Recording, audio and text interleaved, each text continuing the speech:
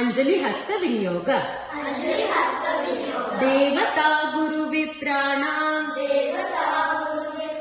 नमस्कार्येषु अनुक्रमात् कार्यशिरो मुखोरस्तु विनियोजाञ्जलिकरः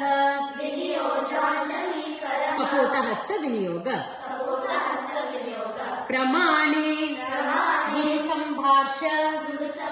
विनियोगी कृतेश्रयम् त्रिपताक हस्त विनियोग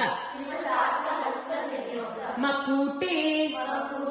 वृक्षभावेषु वज्रे तत्तरवासवे केतकी कुसुमे